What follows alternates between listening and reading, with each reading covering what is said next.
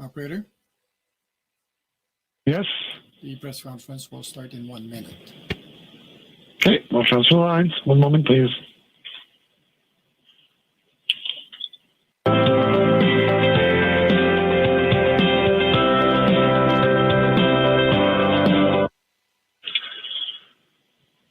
All participants, please stand by. Your conference will begin momentarily. À tous les participants, votre conférence débutera sous peu.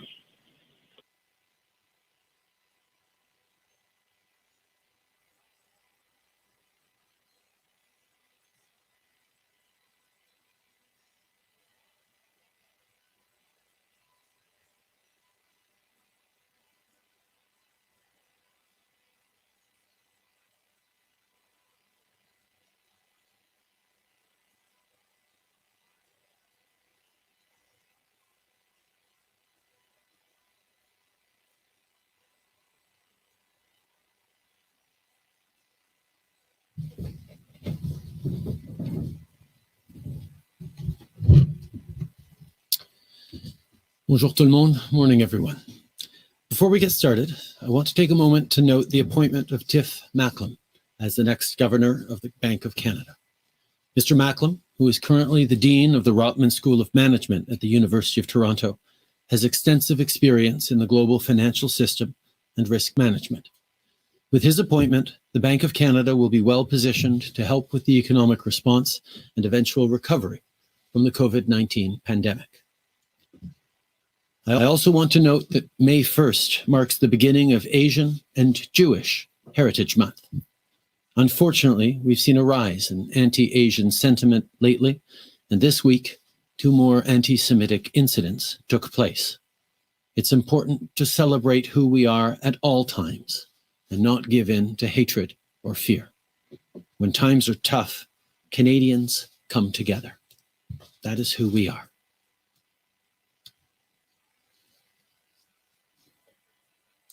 Le 6 décembre 1989, j'étais à Montréal, au Cégep, juste en bas de la côte de l'École polytechnique. Je ne peux pas vous dire ce que j'ai étudié ce jour-là, mais je n'oublierai jamais le moment où j'ai entendu les premiers reportages d'une tuerie à l'École polytechnique. Au début, j'étais complètement sous le choc. Je ne pouvais pas croire ce que j'entendais. Du haut de mes 17 ans, je ne pouvais pas comprendre qu'un tel geste de violence envers les femmes ait pu se produire dans un pays comme le nôtre, dans une société comme la nôtre. Every Canadian has their version of this story. Every one of us remembers the day when we realized that even in Canada, a man with a gun could irrevocably alter our lives for the worse. We remember how our sense of safety was shaken, how our worldview was changed. École Polytechnique, Mayerthorpe, Dawson College, Moncton, La Loche, la Grande Mosquée de Québec, the Danforth, Fredericton, and Cumberland, Colchester, and Hants counties, Nova Scotia. These tragedies reverberate still. They shape our identity. They stain our conscience. They make adults out of children. And the heartbreaking truth is they're happening more often than they once did. With each passing year, more families are ripped apart by tragedy. More parents are struggling to explain the inexplicable to their kids. And more teenagers are growing up in a world where gun violence is normalized. It needs to stop. Last week, 22 Canadians were killed in the deadliest rampage in our country's history. They were nurses and teachers, correctional officers, and RCMP officers. They were someone's child, someone's best friend, someone's partner. Their families deserve more than thoughts and prayers. Canadians deserve more than thoughts and prayers. Lors des dernières élections, Nous nous sommes engagés à interdire les armes d'assaut de type militaire et à mettre en place un programme de rachat. Nous avons annoncé notre intention de travailler avec les gouvernements des provinces et des territoires pour permettre aux municipalités d'interdire les armes de poing. Nous avons aussi promis de prendre d'autres mesures pour sauver des vies. En octobre, les Canadiens ont confié à leurs élus un mandat clair: resserrer le contrôle des armes à feu au Canada. Et aujourd'hui, on tient parole. Today, we are closing the market for military-grade assault weapons in Canada. We are banning 1,500 models and variants of these firearms by way of regulations. These weapons were designed for one purpose and one purpose only: to kill the largest number of people in the shortest amount of time. There is no use and no place for such weapons in Canada. For many families, including many Indigenous people, firearms are part of traditions passed down through generations, and the vast majority of gun owners use them safely, responsibly, and in accordance with the law, whether it be for work, sport shooting, for collecting, or for hunting. But you don't need an AR-15 to bring down a deer. So, effective immediately, it is no longer permitted to buy, sell, transport, import, or use military-grade assault weapons in this country. To protect law-abiding gun owners from criminal liability until they can take steps to comply with this new law, there will be a 2-year amnesty period, and we will legislate fair compensation. Now, I want to take a moment to recognize the leadership of Minister Blair on this file. Tackling gun violence has been a personal and professional priority of his for decades. He's done incredible work to make this policy a reality, and we are here today thanks to his leadership and to the leadership of people like him. Merci, Bill. Aujourd'hui, nous fermons le marché des armes d'assaut de type militaire au Canada. Nous interdisons 1500 modèles et variantes de ce type d'armes à feu par voie réglementaire. Ces armes n'ont été conçues qu'à une seule et unique fin: tuer le plus grand nombre de personnes le plus rapidement possible.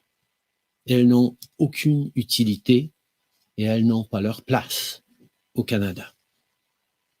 À travers le pays, beaucoup de gens utilisent des armes à feu de façon légale et responsable, que ce soit pour travailler ou pour chasser. Mais vous n'avez pas besoin d'un AR-15 pour abattre un cerf. Donc, à partir de maintenant, il n'est plus permis de vendre, d'acheter, de transporter, d'importer ou d'utiliser des armes d'assaut de type militaire au Canada. Pour protéger les propriétaires d'armes à feu respectueux des lois de toute responsabilité criminelle, une période d'amnistie de 2 ans sera établie pour qu'ils puissent se conformer à cette nouvelle réglementation. Et nous avons l'intention de présenter un projet de loi bientôt pour assurer une compensation juste. 30 years from now, an entire generation of Canadians will remember exactly where they were on Sunday, April 18th, 2020. They will remember how their sense of safety was shaken, how their outlook on the world was forever changed. They will remember the day that they lost some of their innocence. This chapter in our history cannot be rewritten, but what happens next is up to us. We can stick to thoughts and prayers alone, or we can unite as a country and put an end to this. We can decide together that enough is enough.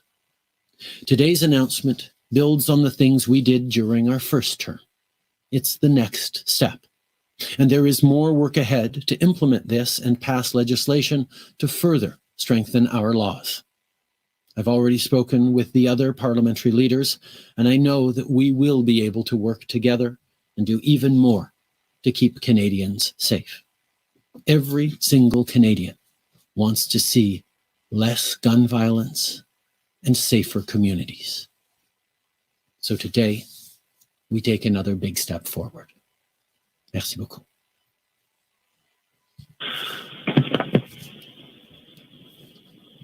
Thank you very much, Prime Minister, and good morning, everyone.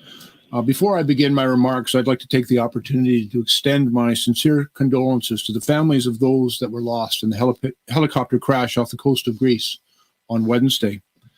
We will always remember their service and their sacrifice.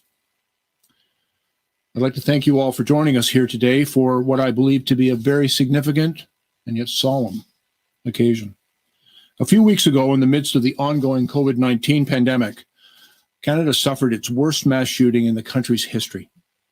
22 innocent lives were lost over the course of a weekend rampage across beautiful communities throughout Nova Scotia.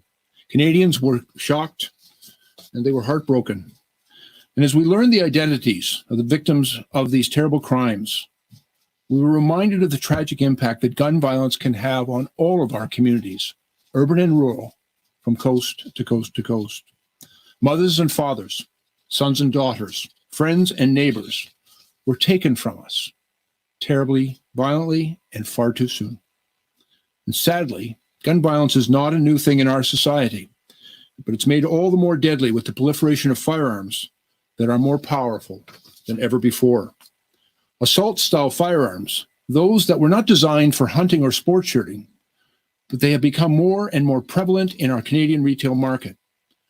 And for as long as these guns have existed, they have been capable of inflicting tremendous damage when they fall into the wrong hands. And for example, in 1989, 14 women were murdered at École Polytechnique in a horrific act of deadly misogyny. 17 years later, Montreal was shaken yet again with the shooting at Dawson College. In 2014, Moncton was terrorized by a criminal that took the lives of 3 RCMP officers. And 3 years ago, in January, in Saint-Foy, Quebec, a shooter killed 6 innocent Muslims while they were in prayer. Many of us have vivid and tragic memories of each of these events.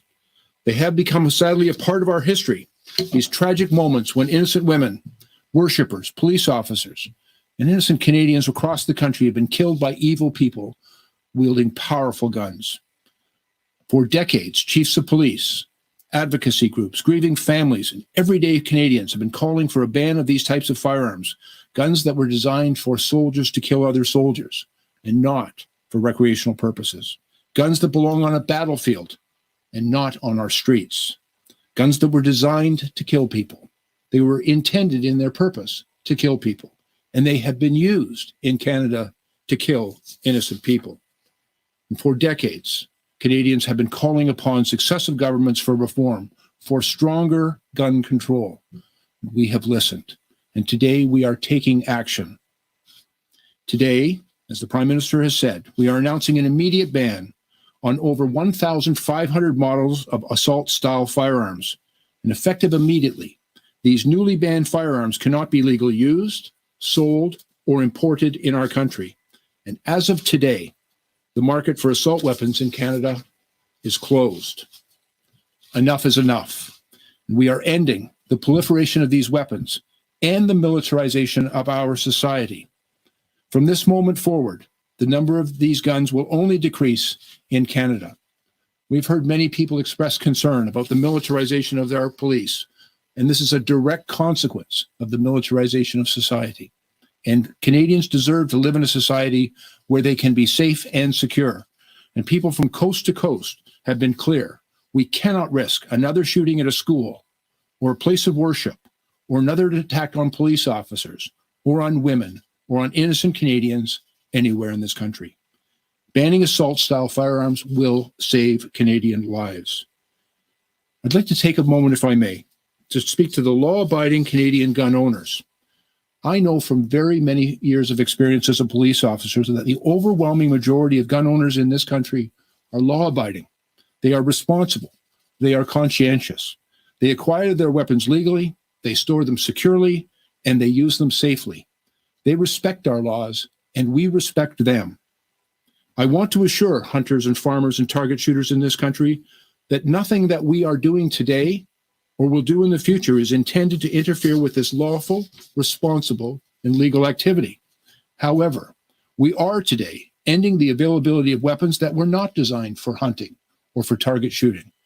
They were rather designed for soldiers to kill other soldiers. And while I appreciate that some may feel that these weapons have some recreational value, the tragic reality is that these weapons were designed to kill people and have been used to kill innocent Canadians. Public safety must always be our first priority. And these powerful firearms become deadly weapons when they fall into the wrong hands. Protecting human life must come above all else. These guns have no legitimate civilian purpose. They don't belong in our communities.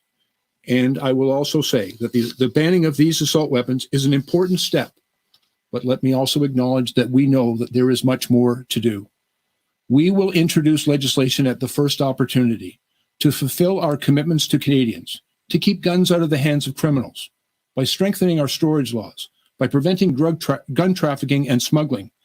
We will bring in greater control of ammunition and magazine capacities. And perhaps most importantly, we will bring in red flag laws that allow law enforcement to remove firearms from dangerous situations to make sure that they don't become deadly. We will empower victims, communities, doctors, families. We will empower Canadians to render their situation safe. And where there is firearms in a situation that could be dangerous, we know that situation can become deadly. And red flag laws will empower us to keep Canadians safe. We will do all of these things, and we will keep working hard to make our streets safer for our kids and grandkids. I would remind us all that over the last 4 years, we have taken real measures to strengthen gun control. We've invested over $327 million to fight gun and gang violence. That meant, for example, more resources for local law enforcement to investigate gang-related activity. It meant funding for projects which were focused on things like keeping kids in school, giving support to victims of human trafficking, and preventing gang recruitment. We brought in Bill C-71, which, among other measures, strengthens background checks to help ensure guns don't end up in the wrong hands. And last year, in the fall, we campaigned on a promise to do more. Today, we are moving forward on our promise and our plan to deliver safer streets and stronger communities for generations to come. Canada can know a future with less gun violence and less tragedy. By taking action today, we can give our kids and our grandkids a better chance at a brighter, safer tomorrow. Thank you all very much.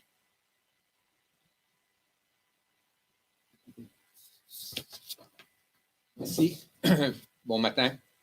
Je suis fier d'être ici en présence du Premier ministre et de mes collègues pour parler des mesures importantes et surtout sensées que nous mettons en place. Nous savons que le nombre de crimes commis avec les armes à feu a malheureusement augmenté au cours des dernières années.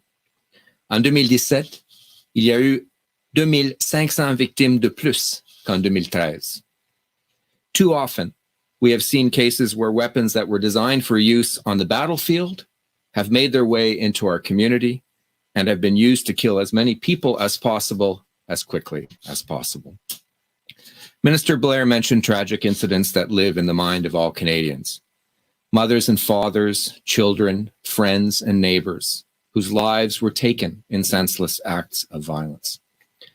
En tant que Montréalais, mais surtout en tant que père de 2 filles, et beau-frère de 2 femmes ingénieures, dont une ancienne de l'École polytechnique de Montréal, je peux vous dire que l'horrible fusillade de 14 jeunes femmes à l'École polytechnique est encore très présente dans notre mémoire collective, même 30 ans plus tard. And we all remember Anastasia de Souza, whose promising life was tragically cut short at Dawson College. La tristesse et la terreur que nous avons tous ressentis ont été un catalyseur important pour un contrôle plus strict des armes à feu au Canada, notamment la loi sur les armes à feu qui a instauré de nouveaux règlements en 1995. But we have to do more. In 2019, Canadians gave us a clear mandate to act. As Minister Blair explained, today we are moving forward with this commitment by announcing an immediate prohibition of over 1,500 makes and models of military-style firearms. Ce sont des armes à feu de calibre militaire, conçues spécifiquement pour faire le plus de victimes possible, le plus rapidement possible. The new prohibitions on these weapons are effective immediately. We are, however, taking reasonable steps to provide Canadians with the time and guidance to properly and safely deactivate or remove these items from their possession. To do this, we are putting in place an amnesty order under the Criminal Code, beginning today and effective until April 30th, 2022. This amnesty period will give a lawful owner in possession of these newly prohibited firearms a reasonable time frame to come into compliance without facing criminal liability for unlawful possession. By the end of this amnesty period, all Canadians must be in compliance with the law. Il y a des règles claires sur ce qui est permis et ce qui n'est pas permis durant cette amnesty. First and foremost, anyone in possession of these newly prohibited firearms can no longer use them, even during the amnesty period. Secondly, these firearms cannot be imported or sold to individuals in Canada. Third, these firearms can be legally exported during the 2-year time frame with a valid export permit. In addition, a business owner may return the firearm to its manufacturer.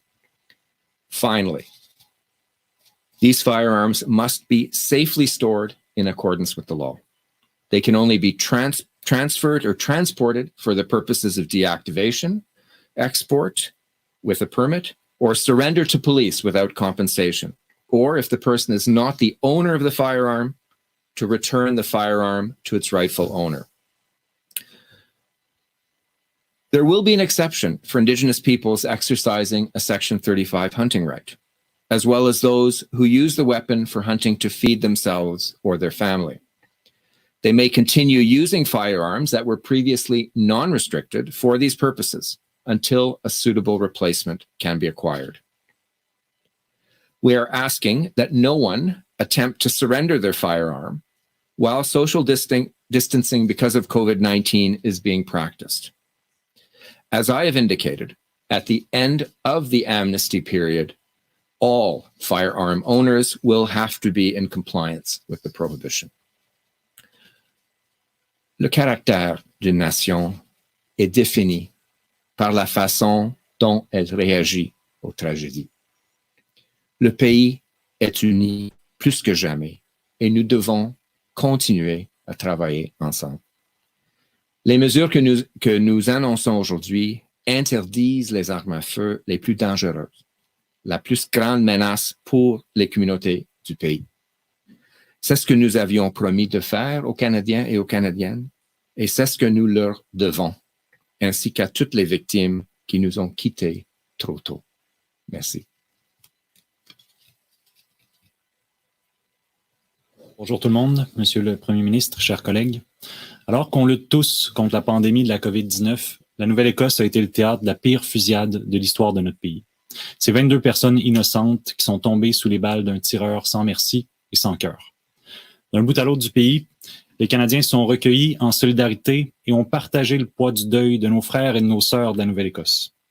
Cette tragédie d'une tristesse inouïe nous a brutalement rappelé l'impact de la violence armée dans notre société.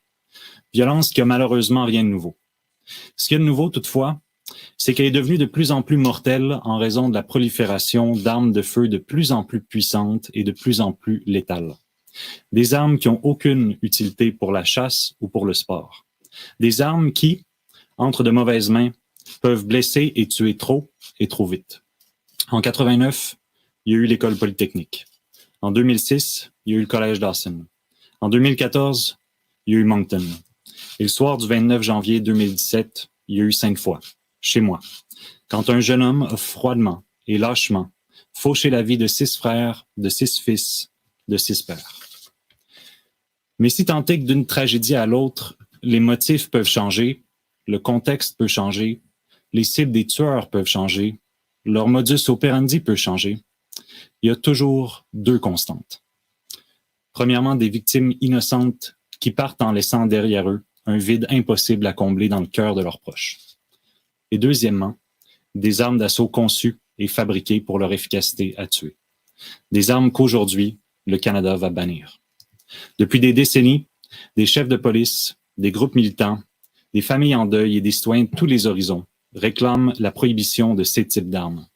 Des armes conçues pour des soldats en zone de guerre, pas pour des civils dans nos communautés. Aujourd'hui et pour l'avenir, on passe à l'action. Aujourd'hui, on annonce la prohibition immédiate de plus de 1500 modèles et variantes de fusils d'assaut. Aujourd'hui marque la fin du marché des fusils d'assaut partout au Canada.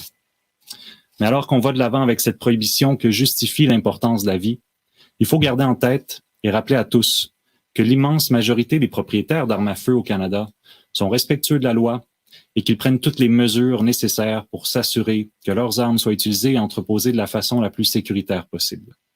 Mais il en demeure pas moins que ces armes d'assaut puissantes visées aujourd'hui demeurent des armes trop mortelles qui posent un trop grand risque quand elles tombent entre des mains malveillantes et que la sécurité du public doit passer avant tout. Les mesures qu'on met en place aujourd'hui, j'en suis profondément convaincu, vont sauver des vies. En même temps, on sait bien qu'une interdiction est une partie de l'équation pour réduire la violence armée au pays et qu'on doit également s'attaquer à la violence armée qui passe par la contrebande à la frontière, le trafic criminel d'armes de poing, les gangs de rue, qu'on doit aussi parallèlement investir dans la prévention qui passe par exemple par l'éducation et par plus de soutien en santé mentale. Or, le travail est commencé et on va le continuer. Le travail est commencé par des investissements de 327 millions de dollars sur 5 ans pour contrer la violence liée aux armes à feu et aux gangs de rue. Le travail est commencé par l'adoption de C-71, qui améliore entre autres la vérification des antécédents des acheteurs pour veiller à ce que les armes ne tombent pas en de mauvaises mains. Et aujourd'hui, le travail se poursuit avec un pas de plus, un pas majeur, un pas historique qui va sauver des vies et qui va rendre notre société plus sûre et sécuritaire pour tout le monde.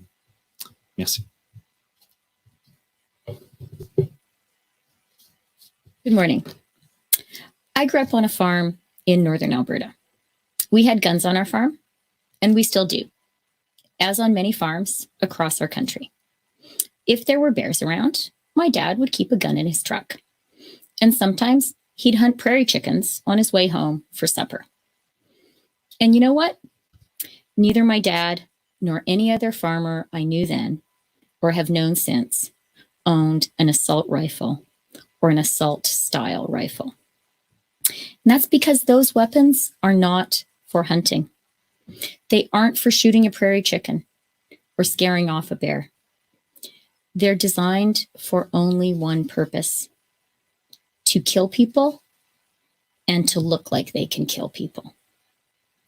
Lorsque nous réfléchissons au massacre des 14 femmes à l'école polytechnique, ou la fusillade au collège Dawson, ou à l'horrible tragédie qui a eu lieu à Port-à-Pic en Nouvelle-Écosse il y a 2 jours, ça renforce notre détermination.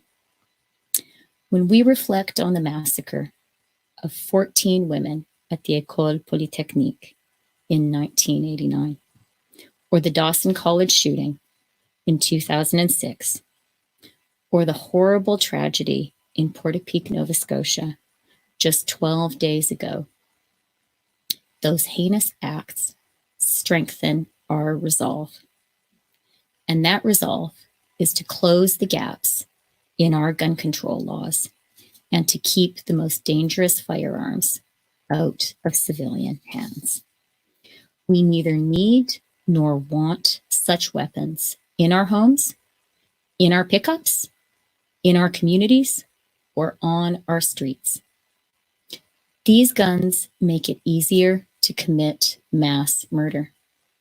And the culture around their fetishization makes our country inherently more dangerous for the people most vulnerable. And that is women and girls. Chaque femme et chaque fille qui nous écoute aujourd'hui a une histoire à raconter d'un moment où elles se sont senties en danger ou vulnérables. C'est inacceptable qu'en 2020, le genre continue d'être un facteur qui détermine si vous vous sentez en sécurité chez vous et dans votre communauté.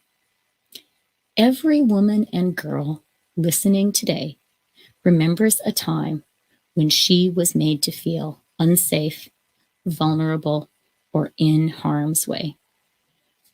We all know what that's like.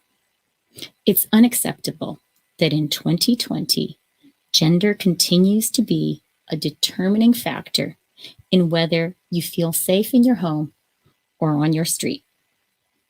During this pandemic, we are particularly concerned about the rise in gender-based and domestic violence. Frontline organizations have seen a surge in appeals from women and children fleeing violence. British Columbia's Battered Women's Support Services has received 300% more calls since the beginning of the pandemic. A Toronto-based shelter has seen a 400% increase in demand for shelter. And unfortunately, this isn't new. From 2010 to 2015, according to statistics compiled by the Canadian Domestic Homicide Prevention Initiative, there were 418 cases of domestic homicide in Canada, with 476 victims. Of the 427 adult victims, 79% were women. Let that number sink in. In 2019, according to the Canadian Femicide Observatory for Justice and Accountability, 118 women and girls died violently in Canada. On average, 1 every 3 days. Again, let that number sink in. Nous savons également que la disponibilité d'armes à feu met en danger les populations vulnérables, telles que les femmes, les personnes queer et trans, les autochtones et les personnes de couleur. Les femmes, les filles et les personnes bispirituelles autochtones disparues ou assassinées sont, selon moi, l'un des exemples les plus frappants et les plus tragiques de la violence systématique non traitée dans notre pays.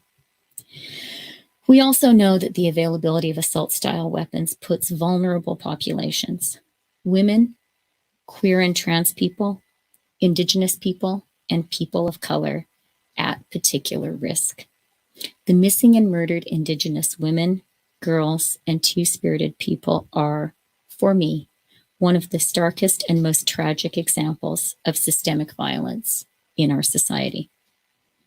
Tackling systemic violence is our collective responsibility, one that requires us to challenge our attitudes, strengthen community support, ensure accountability for perpetrators, and, critically, keep deadly weapons out of their hands.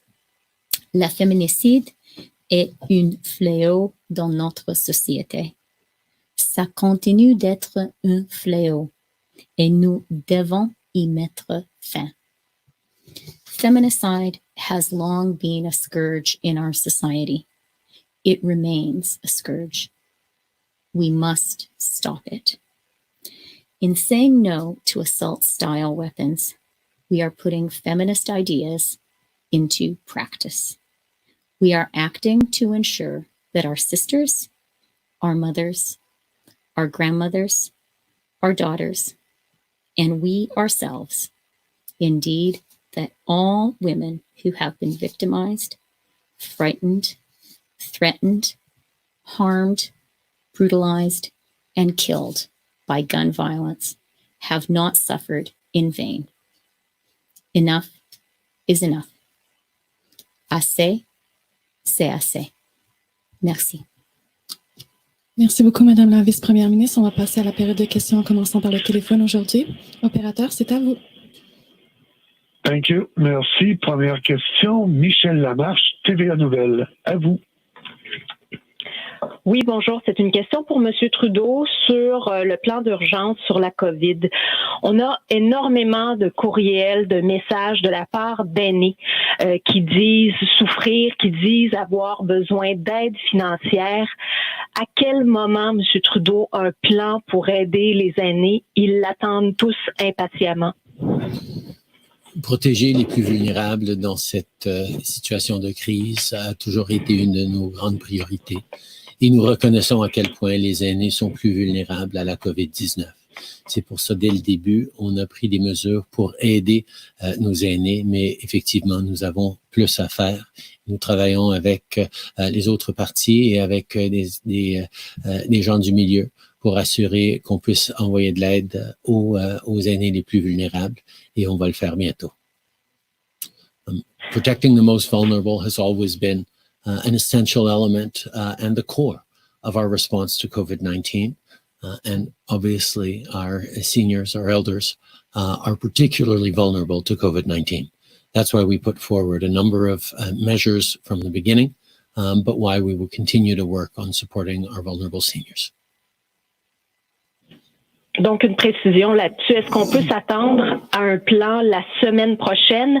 Et j'ai une question sur la PCU. Il y a bien des entrepreneurs qui vont participer à la relance et ils n'arrivent pas à trouver de la main-d'œuvre. Pourquoi? Parce que les gens décident de continuer de demander la prestation canadienne d'urgence. C'est plus profitable pour eux. Est-ce que vous allez agir à ce niveau-là pour les aider, les entrepreneurs? La priorité ces semaines-ci et à ce moment-ci, c'est toujours d'assurer la santé des Canadiens, la sécurité des Canadiens contre la COVID-19. C'est pour ça qu'on a mis des mesures en place pour encourager les gens à rester chez eux, à se protéger et surtout à protéger nos travailleurs du système de la santé pour pouvoir avoir notre pays sous contrôle face à cette pandémie. Dans les prochaines étapes, nous commençons à regarder comment rouvrir l'économie et nous allons devoir s'assurer que les gens puissent travailler en sécurité et nous allons le faire. Merci. Opérateur, prochaine question.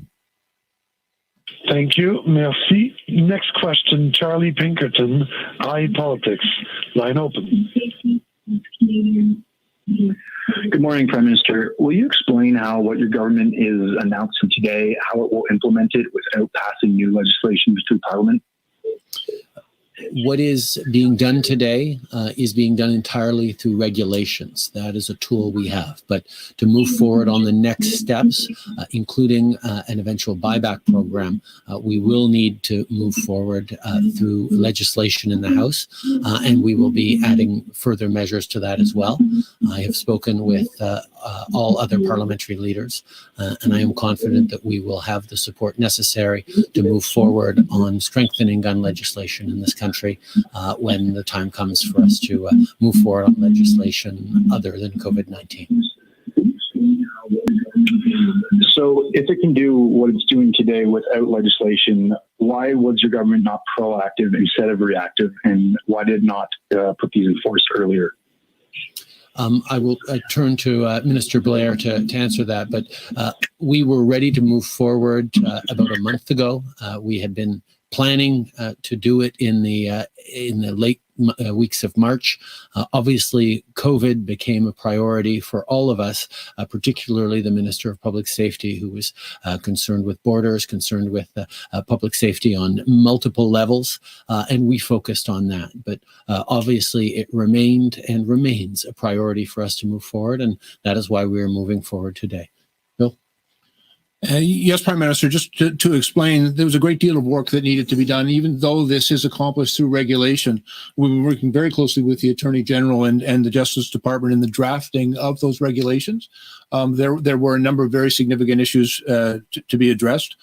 We are all highly motivated by our commitments to keep people safe, and certainly the tragedy 12 days ago just deepened our resolve to move forward as quickly as possible. But we have been working quite diligently diligently over the past several months in order to draft the regulations that bring forward these measures today. And as the Prime Minister has also indicated, there remains a great deal more work to do. And so at the very first opportunity, we'll be bringing forward legislation that will complete the work that we begin today through regulation by facilitating, and Parliament will determine a number of different important measures on how we can move forward, as the Prime Minister has indicated, with a safe, effective, and responsible buyback program, but also enable us to take additional measures that will significantly improve public safety, strengthen gun control regulations.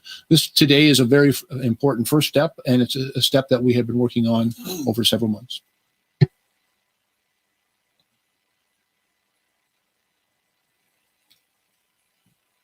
Opérateur, prochaine question. Thank you. Merci. Prochaine question, Catherine Lévesque, La Presse canadienne. À vous.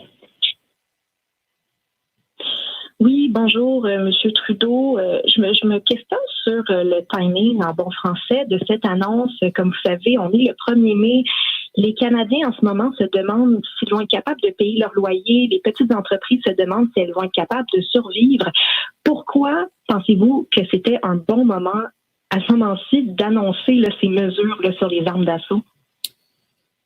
Même pendant cette période de pandémie, même quand beaucoup de la société, de l'économie est au ralenti ou même arrêtée, on a vu l'impact de la violence avec des armes à feu de façon trop tragique il y a juste 12 jours. C'est pour ça que c'est toujours un bon moment d'aller de l'avant pour assurer la sécurité des Canadiens. Nous travaillons extrêmement fort depuis plusieurs semaines maintenant pour garder les Canadiens en sécurité au niveau de la COVID-19, mais il y a d'autres choses à faire aussi. Et c'est pour ça que nous avançons avec cette augmentation du contrôle des armes à feu et à bannir les armes d'assaut de style militaire. Okay. This is a moment in which we are very much focused on keeping Canadians safe from COVID-19, but even amid this terrible pandemic, we have seen the impact that someone with a gun can have in devastating the lives of family members, of communities in our country. That's why it is always a good moment to move forward on measures that keep Canadians safe, and that is why we are moving forward with this today. Chrystia? J'ajouterais seulement, Premier ministre, que on voit que dans les conditions de la distanciation physique, c'est un moment quand les populations vulnérables sont plus vulnérables que jamais. Les femmes, les filles, on voit la croissance de la violence domestique. Alors, c'est un moment quand vraiment on a plus besoin que jamais de cette nouvelle règle. Merci beaucoup, opérateur. Dernière question au téléphone. Merci. Next question, Jim Bronskill, the Canadian Press. Line open. Yes, for Minister Blair. Some say that one of the steps that must be taken to ensure that guns remain out of the hands of the people who should not have them are better screening and enforcement of prohibition orders when there are flags that someone should not have a gun due to mental illness or criminal history, and that there's now quite a range of discretion among officials in the justice system to whether to enact such a prohibition. Will the government move on that factor? Thank you very much, Jim. And it's an important question. And I made reference earlier to the legislation that we intend to bring forward at the first opportunity. And I mentioned in particular that it includes a commitment to introduce red flag laws. And those are situations where an individual either represents a significant danger to themselves, perhaps an individual who might be suicidal, or someone who is involved in a domestic violence and intimate partner relationship, whereas there's a significant risk to that individual. And we have also seen, unfortunately, people in our society who are advocating hate and advocating violence against religious minorities or women or other vulnerable populations. And so we want to make sure that we have the tools to enable not just the police, but society, to victims, advocates, parents, teachers, to take the steps that are necessary to render that situation safe. And that's to remove firearms from that potentially dangerous situation, and also to suspend that individual's ability to get access to guns.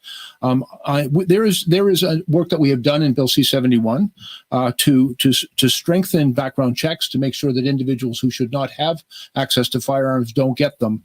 But we are going to take additional steps to keep them safe.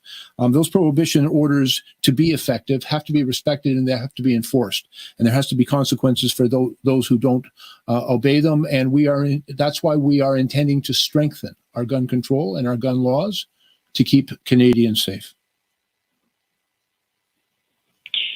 Just a quick follow-up. There's been some discussion about how the C-71 provisions, some key elements have not yet come into force.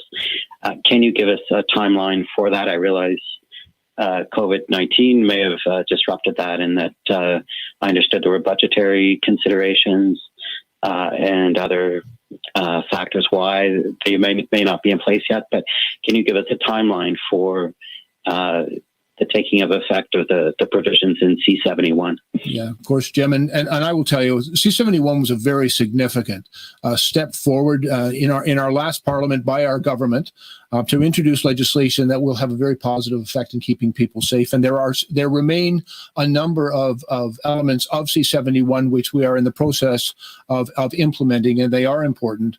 Notwithstanding that we have been very occupied, obviously, in our response to COVID-19, that response has been entirely about keeping Canadians safe. And unfortunately, during this particular pandemic, we have not, although we've seen a change in a lot of society and even a reduction in a number of different types of crimes, we have not seen a reduction in gun violence. We have not seen a reduction in domestic violence. And in fact, because of some of the social distancing and social isolation rules that are in place, that risk, that potential harm has actually been exacerbated. And so we're highly motivated to move forward. Let me assure you and all Canadians, the implementation of those important measures on Bill C-71 remain a high priority for us. There is much that we are working on now towards implementation. There are some additional budgetary measures that will need to be implemented, and that will require the consent of Parliament. But when we're ready, we'll move forward as quickly as possible. Bonjour, M. Trudeau, Louis Blouin de Radio-Canada. Selon les informations dont on dispose, votre gouvernement n'a pas opté pour un programme de rachat obligatoire. Ça voudrait dire que des armes qui sont visées aujourd'hui pourraient toujours se retrouver dans des résidences privées. Comment vous allez faire pour empêcher qu'une de ces armes-là soit utilisée pour commettre un acte violent? Tout programme de rachat devrait être établi en projet de loi. Donc, nous allons devoir travailler avec les autres partis, avec différents groupes à travers le pays pour s'assurer que le programme de rachat soit la bonne, soit juste, soit équitable et soit surtout qui ait l'impact nécessaire. Donc, tout est encore en train d'être fignolé. L'annonce aujourd'hui veut dire qu'à partir de maintenant, les armes d'assaut de style militaire ne peuvent plus être utilisées au Canada et les prochaines étapes demeurent encore à venir. Okay. The measures we took today ensure that the use, purchase, the sale of military-style assault weapons in this country end today. The numbers of those military-style assault weapons in this country will only go down from here. Designing an appropriate and fair and effective buyback program is something that we will do as part of a legislative requirement, and we will therefore be working with other parties in the House, with stakeholders across the country to ensure that it is done right, to be both effective and impactful in keeping Canadians safe. Donc, juste pour être certain, vous n'êtes pas encore fixé à savoir si ce sera obligatoire ou pas. Par ailleurs, est-ce que vous avez l'intention de revoir le régime de classification des armes pour empêcher qu'un fabricant, par exemple, mette un nouveau modèle sur le marché qui viendrait contourner la liste que vous avez mise de l'avant aujourd'hui? Je vais passer la parole au ministre Blair pour ajouter des éléments à ma réponse, mais un des grands défis dans notre système de classification d'armes à feu, c'est que les manufacturiers d'armes à feu peuvent créer des variantes, des variations dans les armes qui contournent d'une certaine façon le système de classification que nous avons. Une des choses que nous allons faire en allant de l'avant, c'est de s'assurer que ce système de classification soit renouvelé constamment, qu'il suive ce qui se passe dans le marché, ce qui se passe avec les armes à feu, pour pouvoir toujours être à jour et avoir tout l'impact nécessaire pour protéger les Canadiens. One of the things that we are looking at right now is ensuring that our system of classification of firearms is ever evolving, that keeps up with modifications brought in by manufacturers, keeps up with new variants and new technologies. We need to make sure that we are constantly updating and ensuring updating our classification system to ensure that Canadians are kept safe. Bill, you have perhaps a couple. Actually, you've covered it very well, Prime Minister. Our intent is to keep it evergreen. When the classification system was implemented in the late 90s, the system that was put in place was rigid and flexible, and it kind of let us down because, quite frankly, the manufacturers brought in a number of different variants that got around those classifications. We will put a legislative framework in place in the legislation that we'll bring forward that will create a new evergreen framework for classification so that as new weapons are introduced into the market, Canada will be able to respond quickly to ensure that only those weapons which are safe for use in this country will be available to Canadians. Hi, Tom Parry with CBC. The shooter in Nova Scotia was using illegal weapons, and a lot of illegal weapons come in from the United States. So why not target those weapons as opposed to going after lawful gun owners? Today, we are banning military-style assault weapons in this country, weapons that are designed for one purpose and one purpose only, to kill as many people as possible in a short amount of time as possible. Those guns have no place in Canada, and the measures we're putting forward will reduce the amount of those guns in Canada and eventually keep more Canadians safe. But there is more to do. There are more measures to take, and we look forward to moving forward on those. And for those, I'll turn it back to Minister Blair. If I may, first of all, the responsibility for identifying the weapons that were used in Nova Scotia is with the RCMP, and the release of any information pertaining to those is theirs. But I can tell you that every firearm begins legally and then moves into an illegal market. And I can say with some confidence that the two long guns that were involved in that investigation, without identifying them, are included on today's list. Hi, Crystal Logue with Global News. Prime Minister, regarding the new gun measures, can you confirm if you plan to ban all automatic rifles, and why not look at banning handguns? They are causing more deaths in Canada every year. Today, we're moving forward with a ban on military-style assault weapons. We have established criteria that cover about 1,500 models and variants of those guns that are in Canada or available to Canadians. This will make sure that we have safer communities as of today and in the months and years to come. At the same time, there is more to do on strengthening gun control. We made significant commitments to Canadians back in 2015 and moved forward on them in the last mandate. And we're continuing to move forward on the commitments to strengthen gun control in this country, including allowing cities and municipalities the ability to restrict the use of handguns. These are things that we will move forward on in the coming months as the parliamentary calendar returns to dealing with things other than COVID-19. Nous avons pris des mesures concrètes pour bannir à partir d'aujourd'hui les armes militaires, les armes d'assaut de style militaire qui n'ont pas leur place dans le pays. Nous reconnaissons que ce n'est qu'une étape. Il y a d'autres choses que nous devons faire par rapport aux armes de poing, par rapport à d'autres éléments, y compris de lutter contre la violence domestique. Donc, nous allons continuer de procéder tel que promis, à renforcer le contrôle des armes à feu dans ce pays. Mais pour cela, nous allons devoir passer par le Parlement et nous allons reprendre ce travail une fois que le Parlement se penchera sur d'autres choses que la COVID-19 de la crise actuelle. Hi, Prime Minister Molly Thomas, CTV National News. You talked about this 2-year amnesty period for people law-abiding gun owners to give back these guns on this list. Does that mean that Canadians that don't comply would be fined or arrested? And how much will you compensate people that give back these firearms? Bill? A couple of questions, and I think the Attorney General could probably give you the details of the amnesty.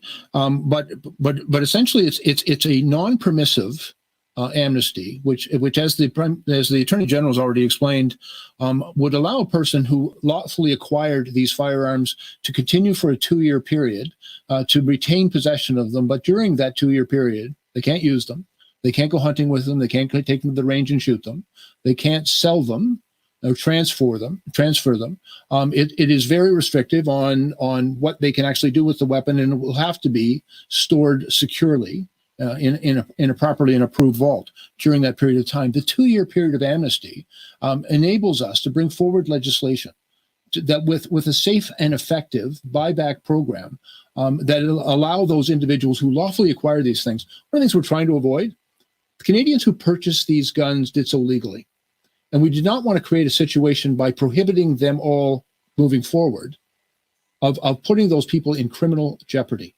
And so we have implemented a period of amnesty to allow us to bring forward legislation and a program that will enable those Canadians who originally purchased these guns to dispose of them and not to put themselves be placed in a position of criminal jeopardy.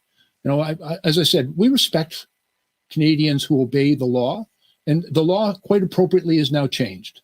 And so we will do the work necessary and work with them to bring them into a lawful situation, and for all Canadians, a safer situation by the elimination of these weapons in our society. Thank you. The standard criminal code provisions still apply. This is a regulation that derives from the criminal code. So the same structure, fines and penalties that exist for other firearms violations exist here.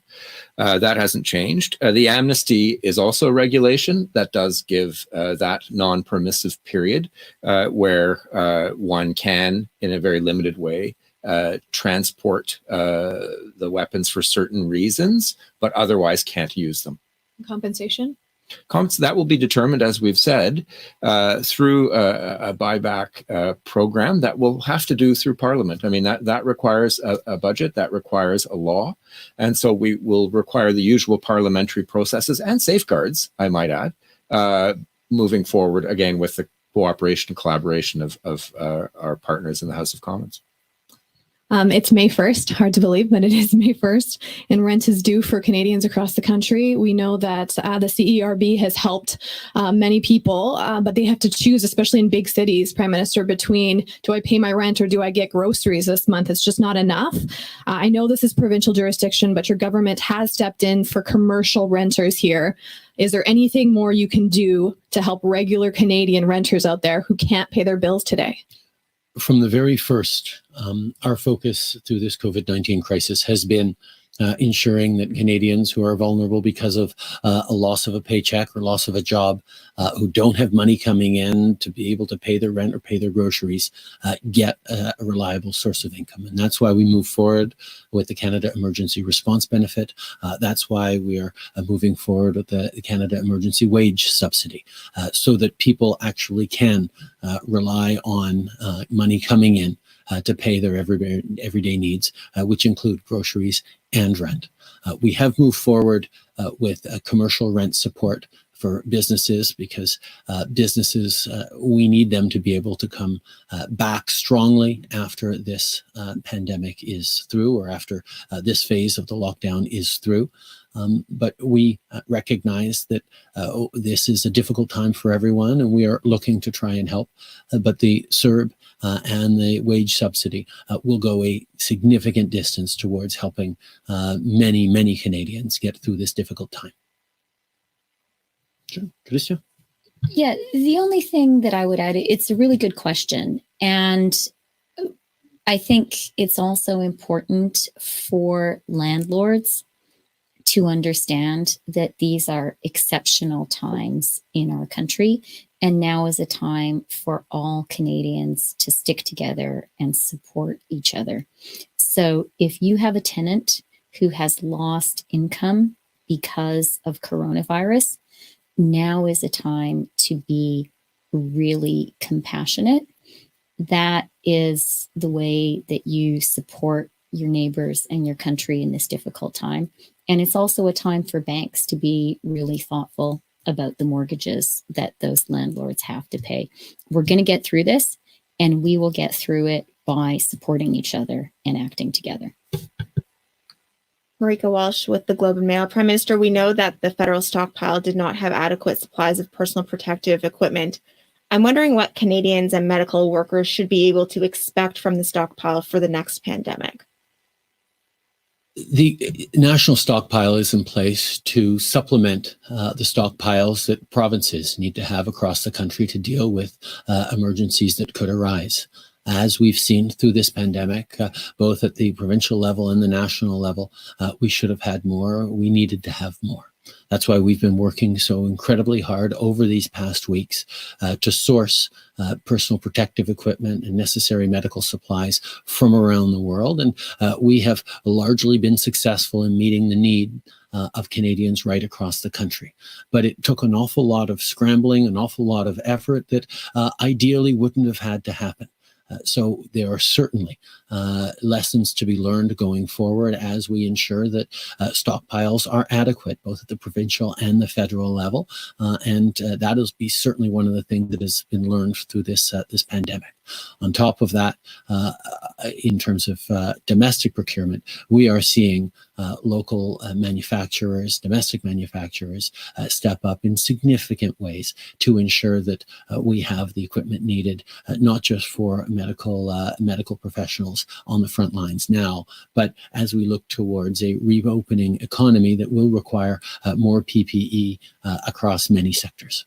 So what does that actually mean as for your federal commitment? Does that mean you will stockpile it for a certain number of weeks going forward? Will you mandate this? Will you put it into legislation? What are you actually committing it will look like going forward? Right now, our commitment is to help Canadians going through this pandemic right now with the equipment they need, with the support they need. And our focus is entirely on filling those needs as quickly as possible. There will, of course, need to be very careful reflections about how we make sure that if this ever happens again, we are much better prepared. That is something that we are all going to be committed to. It is something that Canadians will expect and something that this government will do. Merci beaucoup. C'est ce qui m'a fait la conférence de presse d'aujourd'hui. Merci tout le monde.